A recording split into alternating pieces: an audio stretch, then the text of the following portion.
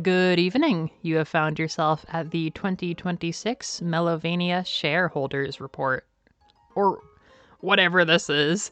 So last year I talked about the theme Mellovania Bloom and my vision for the next May to May set of 12 months. That's just how I operate.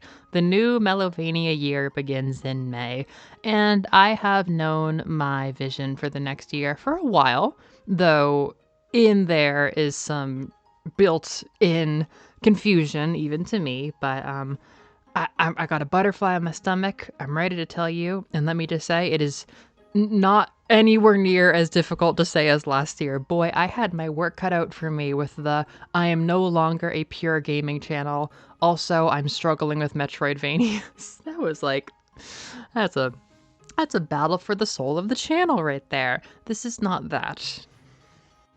Mellovania Bloom was a year of no rules experimentation, and I have known from the day that I declared Mellovania Bloom, the next year would have to be reining it in. But I'm not chopping things up and throwing them out. I really don't even have much that I want to do away with right now. The vision for this next year, Spirit of the Radio, is learning how to give trust to things, learning how to take things I'm messing with here and let them be special. Because if I want the channel to last a while, I need to be able to build new pillars and new things that will stand the test of time and be able to say, this thing should not stand the test of time. Let's lean on it for a year and let it go away to wherever it slinks off to. I have had a great year for sure. There have been some amazing things, and I'll list like my top 5 things I loved from this year. But I don't like it. I don't like unpredictability with this channel. I do not like running something where people don't know what to expect. And I have been hemorrhaging subscribers, which is a really funny thing to do when you only have about 400 of them. And only like 90 of them are even seeing notifications about this shit. I mean, it's embarrassing to do a 100-line stream thumbnail covered in blood, as I am wont to do, and lose like 2 subscribers right away. Like, I don't want to I'm not a child. I understand that to try new things involves losing some of the old, but it doesn't feel good. It just does not feel good. I want to learn how to trust the channel with new visions, whatever they may be. And I want people to understand that there are some things that will be predictable. There will be some things that will be here for a long time. And I want there to be a trust that, like, you know what? I love this type of video. Even if I don't like those other videos, I'll stick around for these ones. That's kind of the heart of it. But that's really boring and pragmatic. So now all the shareholders can leave. Now I'm just going to talk about the channel, and much less philosophy than last year. It's actually just a bunch of announcements and fun reports and stuff, actually. So yeah, I'm gonna start with the main channel because I have 2 channels now, kind of 3, but Mellovania Classic is in cryo sleep for the future. It's just there. You can pre-order and be one of the first 10 subscribers if you really love Metroidvanias, but I have not been routinely thinking about that channel at all. We've got the main channel and the Mallwaze, which will get its own indulgent section later on. The main channel, I've been losing interest in gaming video essays, I'll tell you that. It's just not what I'm interested in right now. Nintendo has just crashed and burned. I have no interest in them. I do still watch gaming YouTube all the time, but it's kind of just a force of habit, kind of a comfort thing. I'm not as passionate about gaming video essays as I used to be. So I'm scaling that down to like a couple a year, but like you already knew that. I did that last year. And I can bang out a script really easily now, so getting a pulse isn't going anywhere. That's kind of become the bread and butter of the channel because it just is perfect and fun for me. If you're new or you're mistaken, that's a funny way to say that. I'm keeping it in. If you're new here or confused about what that is, essentially, I just have a series for off-the-cuff impressions on media, usually games, but it's just off the cuff. Basically, the vision was the thing that IGN should have done instead of giving Skyward Sword a 9 out of 10 3 days after it released. I want to be able to just say and capture, man, this is how I felt when I met this game, and not make it a review. Get in depth?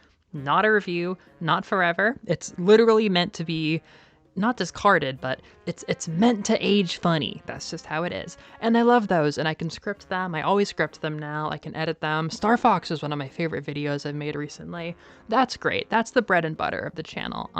So that's staying. I still have a couple more ambitious video essays I have planned for the year. So that's neato, but everything else I'm about to list is more substantial. Streams are streams. Streams are just part of my lifeblood now. I couldn't not do streams.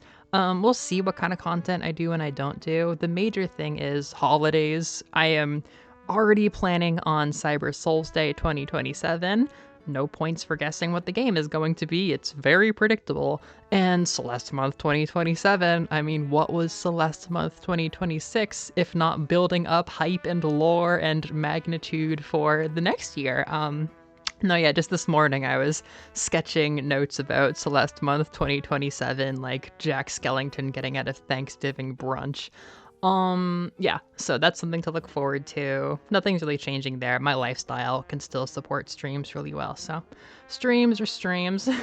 But aside from that, Shovel Knight might have been an example of a gameplay focused format. I did that years ago with Curse of the Moon 2. I actually hated it. It was really early on, and I thought it was just so time consuming to edit, but I don't know, Shovel Knight was great. Shovel Knight was like 3 hours to produce, and if I wanted to make it better, I would just have to be funnier and more sentimental and more locked in next time, which is not time consuming. Well, I guess it is time consuming to get better at that, but I will be doing that anyhow. So yeah, I might do more gaming stuff in that manner where it's just, a compilation of funny reactions as I play. I'm kind of finding new kinds of games where I don't play them on my own. I'd rather play them with people, like Resident Evil. I kind of only want to play that on stream, so more gaming reaction stuff might be coming. But yeah, though I'm giving myself space to babble in this video, as nobody's watching this who doesn't sincerely care about the channel, main channel is going to be briefer videos, cleaner videos, more focused, and more algorithm friendly. I have very much clocked that the algorithm no longer values frequent uploads. I caught that maybe a little bit late. And honestly, it's not like an algorithm-minded year per se, but I don't want to sink any lower than I am. So I am trying to make stuff on the main channel be more clickable, more watchable for the fans, not just for the new potential fans. I want them to be like easy, quick clicks, like, yes, this is a good buy. Because I have another place for things that are a little clunkier, a little more time consuming, and a little bit more sloppy. But we'll talk about that in the third segment. Segment number 2, looking back on Mellovania Bloom. So I could never rank all of my favorite things, but some sort of high points I wanted to reflect on because they show the direction of the channel, I would say, include one of the very first things I did. It was still May at that time. My getting a pulse on Alien, getting a pulse on the original Alien movie. That was so fun. I was so out of my depth trying to edit with actual movie B-roll. It's just, I've never done it. And I mean, Flesh movies with Flesh actors that aren't even animated, that's just, I don't even watch those. I don't have any ones that I watch. I don't frequently watch that kind of thing, but I really liked this one. So it was a great experience getting out of my comfort zone. But moreover, I mean, skip a year ahead to Scorn Sunday, that locked me in as I'm processing Metroidvanias beyond simply the games themselves. I love that Giger shit. I love that space horror shit. Alien really had an impact on me. And it's one of those things that it's like, oh, of course, if I have any thought relating to xenomorphs, it's going on Mellovania. That has been an easy choice for a out there thing that can, again, be a predictable, reliable thing. I have been looking at some of the Alien games and debating covering them on the channel because, again, I look at it and it clicks so well. And this is like the most tail end possible, but I started streaming survival horror. I don't even play survival horror, but streaming Resi 1 Remake was super duper fun, and I just finished doing the first hour of Dino Crisis on my own to get ready for Sunday's stream, and I feel so locked in. I feel so in my element, even though I'm way outside my normal elements. So that kind of thing, yeah, why not? I'm running out of excuses for saying that I'm not a horror girly, but I am at least into whatever is going on here. And I have a feeling that's not the hardest thing to slide to fans who came here for the classic Mellovania, the Metroidvania stuff. Yeah, that's been one of my absolute favorite things to dabble in. After that, man, how do you order these two? I guess you have to put them together. Okay, I'm gonna try to avoid that for a minute. I did my Pierce the Veil album rankings. I kind of call these the Jiro videos because, like, yeah, they're top 10s or rankings or whatever, but it's just ranking music. What am I gonna call them? My music rankings? They're the Jiro videos. I haven't uploaded it yet, but I've had a video pretty much ready to go since November, which is ranking songs within an album. And what is the thumbnail? It's just a different Jiro edit. She has found her home on the channel. But yeah, music rankings. This is something where it feels so fun to get out of my comfort zone, but it is hard. It is hard to slide random fuck-ass alt-rock bands into a sphere that is like very weeby, very gaming. Of course, I can if I want to, and I will find a place for them on the Mallwaze. We are really good at transitions here. So I don't know that I'm gonna keep doing them on the main channel. I might, because they're so short and they're so fun and they're so clickable, but they might migrate to the Mallwaze. I'll talk about that in a minute, but that was fun. After that though, I mean, oh, it's so hard to not talk about it. Let's try not to talk about it. Voice acting. Voice acting has been really fun because I allowed myself to choose random shit for the channel for a year. I have created days where I sit down and I voice act for 8 hours straight on a stream. That has been really fun. And I guess you can kind of just add narrative games generally to that. I am still chewing on it. Narrative games, visual novels especially, have become like the thing, the comfort that I click when I'm not playing Metroidvanias as I work through the burnout. And I have so much I could say about that. I mean, it is shocking. It is shocking how much I have managed to feel like my old bony self again. It is shocking how much I have felt similar emotions to playing a Metroidvania from being inside of like motherfucking Danganronpa or something. There's something there. And I don't really see visual novels as like a, oh yeah, that's a channel staple sort of thing, but I'm having a great time messing around, and surely some aspects of some of this will stick around. This is gonna be a year for putzing around and seeing what happens. And yeah, voice stuff generally, I don't know, like for sure. I mean, streaming, I sit down and have to entertain you with my voice all day, so working on voice acting and making that kind of thing more interesting is definitely on my mind. Kind of embarrassing to say. I got to explore some weird liminal spaces on the Mallwaze, but that is literally old. That's not even a new thing. I have learned a lot, and yeah, I mean, the big one for Mellovania Bloom, like basically not number one, but obviously number one, was 100 fucking line. I mean, it's been crazy. It brings people together. It is so fun to talk about. It is endlessly interesting. It is just full of so many references to other media. It has gotten me interested in so many different things that have already had a huge impact on me. It is such a fun, interesting thing. I absolutely cannot say what kind of future it has on the channel aside from I am not becoming a Kodaka content creator. I have I'd be really good at it. I'm not doing it. I'm not doing it. I do have some more casual videos stored up, like you know, like the Tsukumo adoption video. I have very similar videos stored up that I want to put out there, but I don't know, like I'm just as ready for 100 Line to become something I just talk about with my friends, and that has been the energy on most of the streams. So that friggin' game absolutely shaped the channel.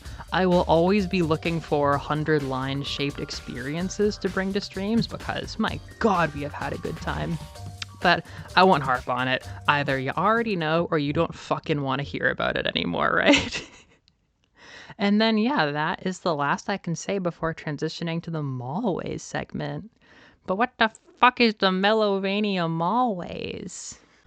Welcome to the Mellovania Mallwaze, where I am crashing out!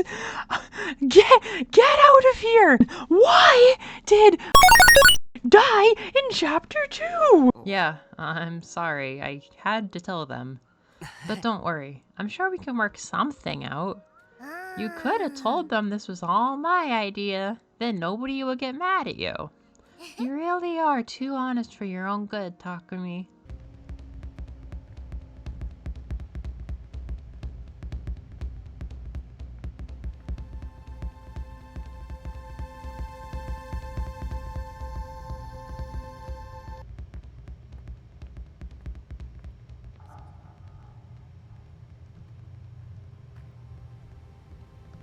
I mean, way to drop the mic on the song that I like.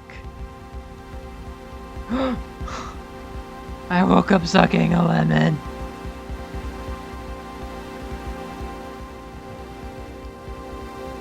What?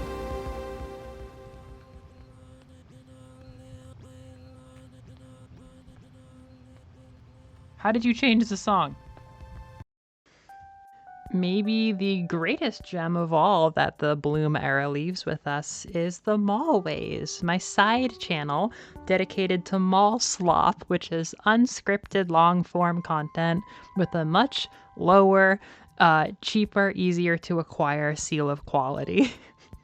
It's a labyrinthian mall that I wander and create all by my lonesome, leaving infinite storefronts and pop-ups for you to browse.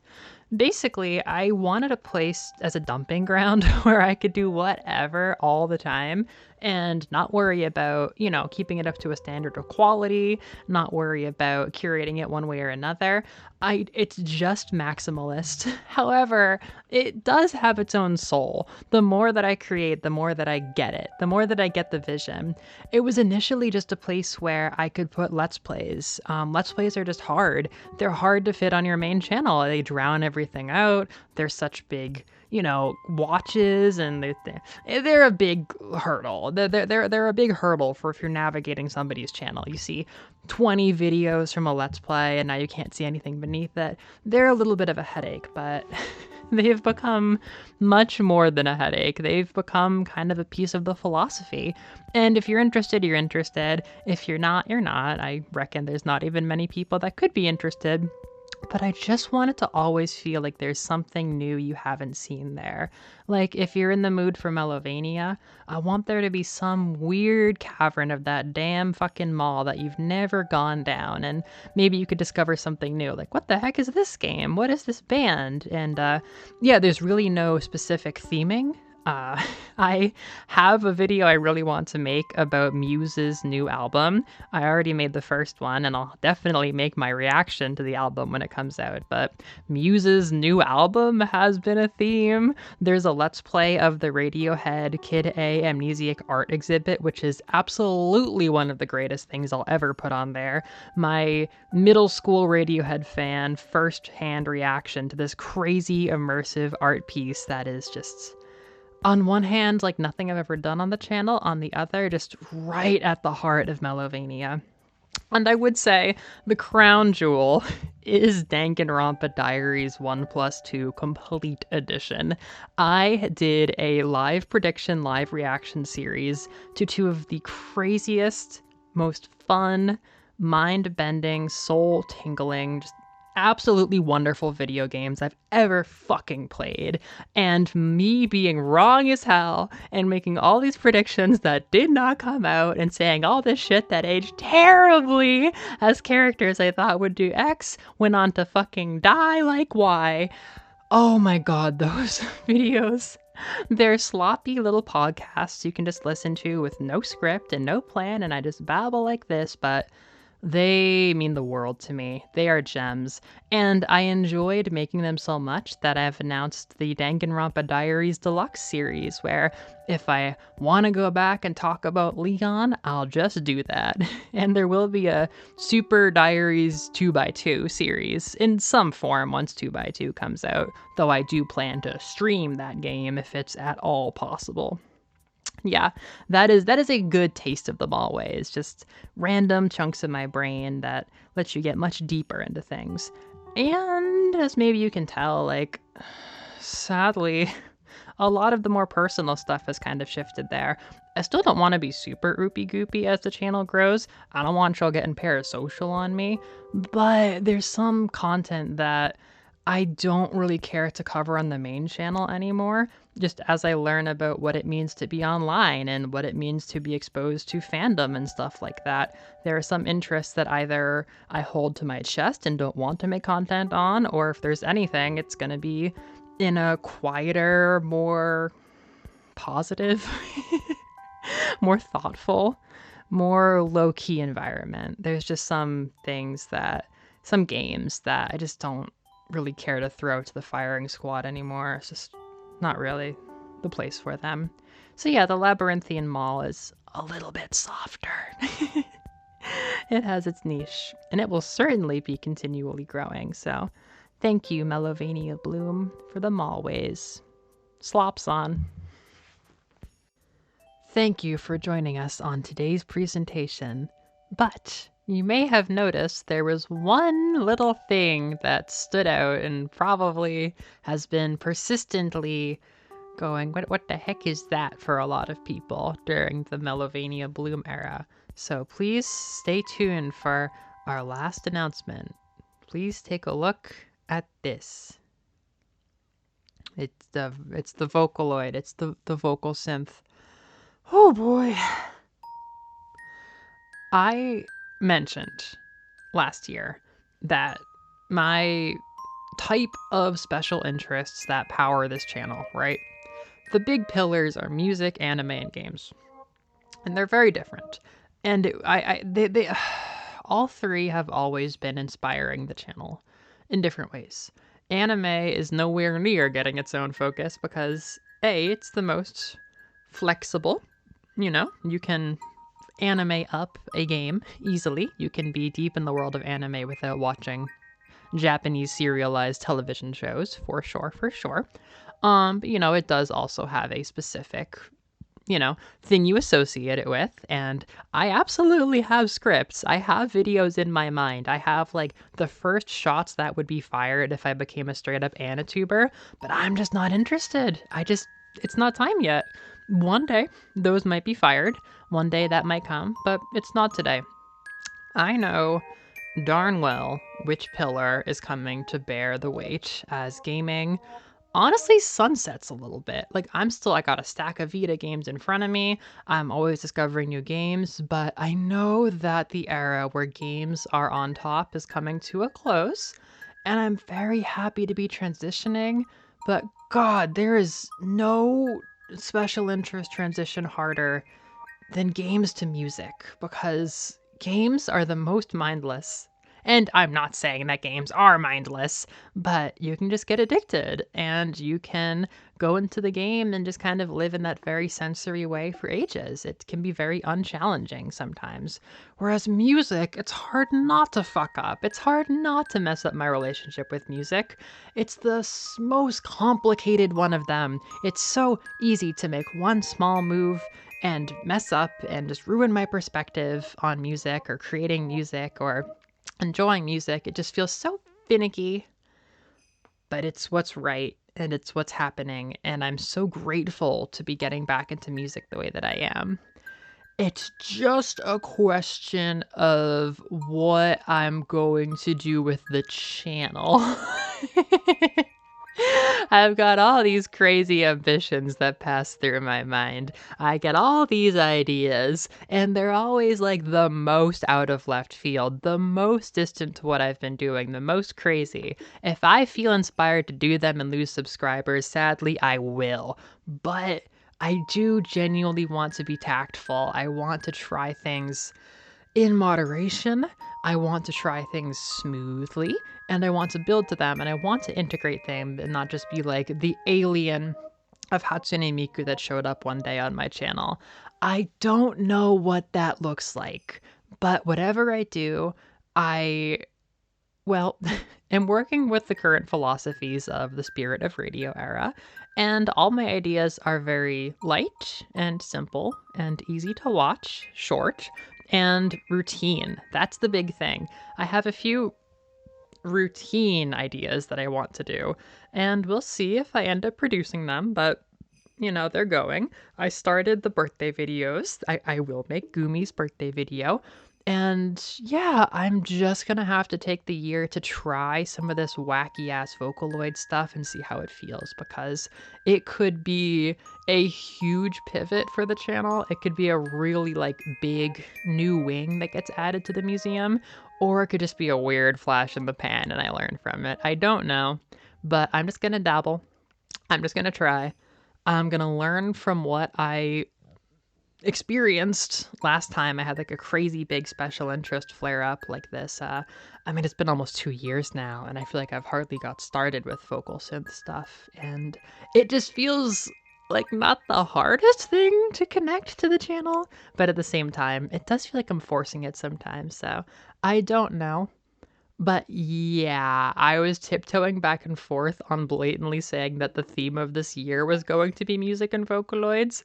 I can't say that. All I can say is we're trying to take new things seriously, and there's a giant UFO of Vocaloids outside your apartment right now. And I don't know where this is gonna go.